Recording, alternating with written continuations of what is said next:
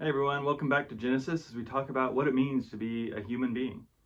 In the day that Yahweh God made the earth and the heavens, when no plant of the field was yet in the earth, and no vegetation of the field had yet sprung up, for Yahweh God had not caused it to rain upon the earth, and there was no one to till the ground, then Yahweh God formed a human from the dust of the ground and breathed into his nostrils the breath of life, and the human became a living being. And Yahweh God planted a garden in Eden in the east, and there he put the human whom he had formed. Yahweh God told the human and took the human and put him in the Garden of Eden to till it and care for it.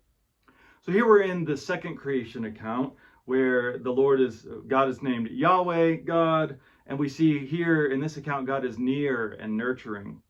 So what kind of people does this God create?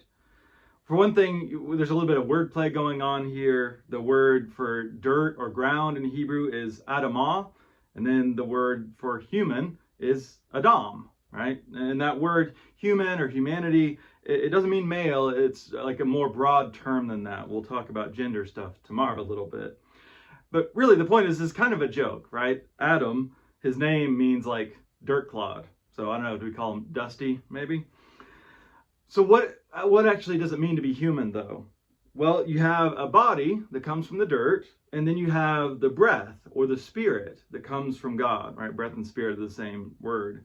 And then when you put those two together, you get a living being or a living soul, is another way you could translate that.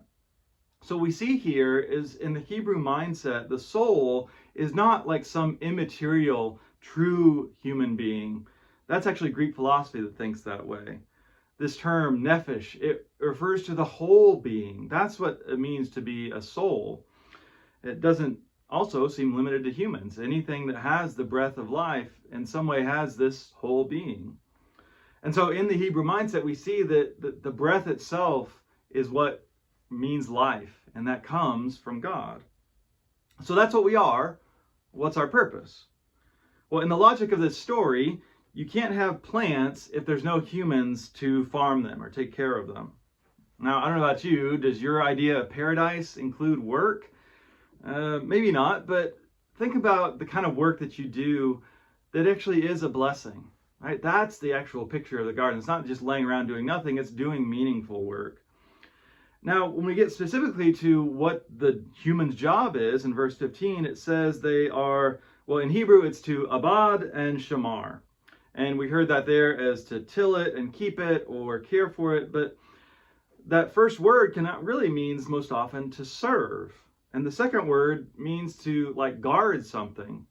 And so you could actually read it as the human's job is to serve and protect creation. The garden is more protected than it is possessed.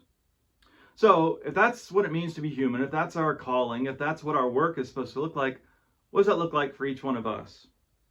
We were made for creation. Creation was not just made for us. So, today, how can the world flourish because of you?